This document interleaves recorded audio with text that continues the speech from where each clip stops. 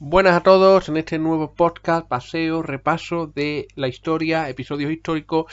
Hoy nos vamos a la Guerra Civil Española de nuevo y os voy a hablar de la llamada fuga del fuerte de San Cristóbal, ocurrida el 22 de mayo de 1938 en Navarra, en el contexto, por supuesto, de la Guerra Civil Española.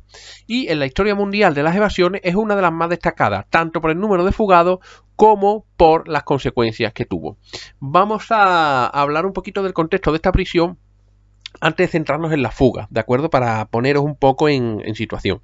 Este fuerte nunca llegó a ser usado con fines defensivos, por la aparición de la aviación, que volvió obsoleta este tipo de estructura. Sin embargo, se utilizaría como penal militar entre los años 1934 a 1945, algo para lo que no fue concebido, y para lo que se precisó la construcción de muros de separación entre las dependencias carcelarias y la de los guardianes, demolidas a principios del siglo XXI.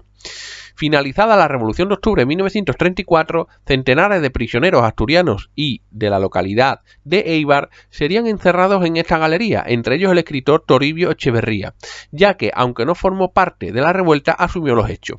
Desde el principio, la falta de higiene y salubridad provocaron denuncias con exigencia de traslado de los presos y del cierre de la edificación como penal. En septiembre de 1935, las malas condiciones de reclusión llevaron a la muerte a un miembro de la CNT de Santander, lo cual motivó paros como Repulsa en Pamplona. El fallecimiento de otro preso produjo posteriormente protestas en toda España y un motín en el fuerte, que fue reprimido mientras en Pamplona era secundado otro paro general. Numerosos ayuntamientos solicitaron el cierre del penal y el traslado de 750 presos a otras cárceles. Los traslados se iniciarían en noviembre de ese mismo año. En febrero de 1936, tras el triunfo del Frente Popular, se decretaría una amnistía para los presos políticos, de los cuales 400 estaban en el fuerte San Cristóbal. Al salir, los presos denunciaron las condiciones en las que estaban.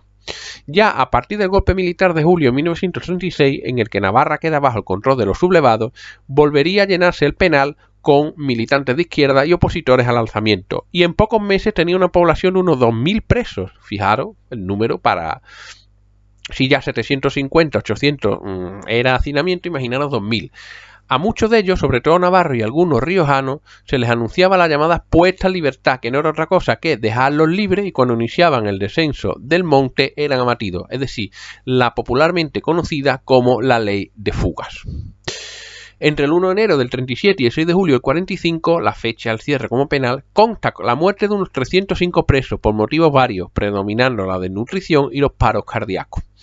Muchos de los fallecimientos estaban relacionados con la tuberculosis, ya que era centro receptor de otras cárceles con presos con esta enfermedad.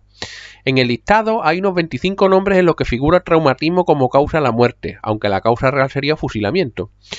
Como ejemplo, el 1 de noviembre de 1936 fueron ajusticiados 21 presos y los otros 4 el 17 de noviembre del mismo año. La mayor mortalidad se daría en los años 1941 con 51 y 1942 con 61. Aunque aún no hay constatación, todo apunta a que en esta prisión también se produjeron sacas al inicio de la guerra, como la del 1 de noviembre de 1936, es decir, sacar a grupo de presos, grupo de personas y fusilarla en una tapia, en un campo o donde estimaran oportuno. En 1938 nos centramos ya en la fuga. Cabe decir que en torno a 6.000 presos pasarían por San Cristóbal, ¿de acuerdo? Y aparecen en los registros, por supuesto. Imaginaros el número de personas que tuvieron que sufrir los horrores entre esos muros. Decíamos que en 1938 había unas casi 2.500 personas, no, 3.000 no, 2.500 detenidas, en su mayoría dirigentes políticos y sindicales, también militantes revolucionarios y republicanos. Sufrían palizas, vejaciones, insultos, en fin. Sufrían el hambre, los piojos, y había constancia de la muerte por estas condiciones de los ya mencionados 305 presos. Por lo que se preparó una fuga. La fuga fue preparada por unos 30 presos que utilizaban la lengua esperanto para poder comunicarse sin ser entendidos por los demás. Es una lengua internacional y una de las lenguas planificadas más difundidas y habladas en el mundo. ¿De acuerdo? Es una lengua, bueno, pues que se habla en países de Andorra, Lituania, Luxemburgo, Croacia, Francia, Dinamarca. Es una lengua artificial sin hablantes nativos en su origen y que se crea con el fin de vencer los límites de comunicación entre las personas del mundo que hablan diferente idioma. En España también se habla, ¿de acuerdo? Así que seguimos hablando de la fuga al Fuerte San Cristóbal, tras hablar de esta lengua esperanto que nos hemos ido un poquito a Parra, y la operación se iniciaría a la hora de la cena, ¿de acuerdo? Momento en que había más dispersión de los guardianes. En distintos grupos irían desarmando a varios de ellos y tras coger su armamento se dirigieron a donde estaba cenando la compañía de soldados de guardia. Un soldado puso resistencia y murió como consecuencia de un golpe con una barra. Se rindieron los soldados a la garita y en una media hora el fuerte fue tomado por los reclusos, que luego salieron de las instalaciones de la prisión. Un soldado que volvía de Pamplona vio lo que estaba ocurriendo y bajó a la ciudad a dar la voz de alarma. Un preso, un falangista, curiosamente, encarcelado tras los sucesos de abril de 1967 en Salamanca, corrió monte abajo para avisar. Cuando los camiones de los militares con reflectores se acercaron hacia el fuerte, algunos de los presos desistieron en su fuga, de tal forma que fueron contabilizados a las 3:30 de la madrugada unos 1.692 presos. Se fugaron, por tanto, 795 de los detenidos, que iban mal calzados y vestidos, desnutridos, con pocas armas y en desbandada, sin organizar un plan de fuga. Se inició inmediatamente la caza a los mismos, que sin resistencia fueron abatidos o detenidos. El mismo día 23, que nos he dicho la fecha, el mismo día 23 se detendría a unos 259-260 evadidos. Para el día siguiente ya eran 445. El último capturado fue el 14 de agosto, 3 meses después, siendo apodado Tarzán, por haber aguantado tanto tiempo solo en el monte. De los 795 fugados fueron detenidos 585, pasando solo 3 de ellos a la frontera francesa. Se identificaron casi 190 cadáveres, a los que hay que añadir 20 muertos más sin identificar. Esto da, según la contabilidad del fuerte, 4 más, que pudieran ser huidos de la represión en la retaguardia, encontrados tras las pesquisas desarrolladas para capturar a los fugados del fuerte. Aunque la mayor parte pereció en Escabarte, que es la cara norte del monte, en Olaibar y en Baztán, la mayoría está registrada en Ansoain, en la falda sur del monte. De los capturados, 17 fueron sometidos a juicio acusados de ser cabecillas. Uno sería internado en el manicomio Pamplona y 14 de ellos condenados a muerte. Estos serían fusilados en la vuelta al castillo, detrás de la ciudadela, el 8 de septiembre de ese mismo año. En las posteriores diligencias aparece el delator falangista antes mencionado Ángel Alcázar de Velasco, que vio reducida su pena. Con la reducción de penas también se vieron beneficiados 60 internos por colaborar. El director de la prisión, Alfonso Rojas, sería destituido. El origen era varios: Pontevedra, Valladolid, Navarra, Cáceres, Asturias, Huelva, Ciudad Real, Jaén, La Rioja, Granada.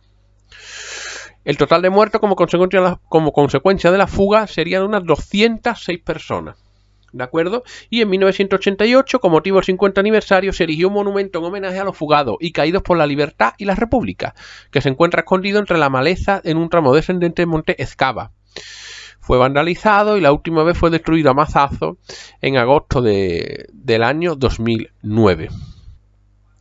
¿De acuerdo? Bueno, luego tenemos en la actualidad el ejército abandonó la instalación en 1987, quedando un retén militar de vigilancia hasta 1991. En los 90 se utilizó como granja avícola por un breve periodo de tiempo y a fecha actual se encuentra abandonado, no obstante es propiedad del Ministerio de Defensa. El fuerte ha sido declarado bien de interés cultural por la Dirección General de Bellas Artes en el año 2001 y en el año 2007, por iniciativa de Nafarroa Bai, un partido regionalista navarro, se aprobó la inversión de 500.000 euros para tareas de limpieza. Lo aprobó el Congreso de Diputados, como ya podéis adivinarlo, y acondicionamiento del fuerte, con el fin de evitar el derrumbe del mismo. En los fines de semana del mes de junio de 2009 se abrió al público con visitas guiadas, en las que algunas dependencias no serían mostradas debido, a la debilidad del fuerte, a los miedos de que se derrumbara o a motivos técnicos. De todas formas, una de las fugas más comentadas, más notorias y más importantes, no solo de la Guerra Civil Española, sino de las fugas en Europa y yo diría que a nivel mundial. Aquí terminamos este episodio, este repaso. Espero que lo hayáis disfrutado. Espero que hayáis aprendido un poquito más del terrible conflicto que fue la Guerra Civil. Y nos vemos en la próxima entrega de estos paseos por la historia, de estos pequeños podcasts. Diviértanse, aprendan, disfruten de la vida y nos vemos en la próxima entrega. Hasta la próxima.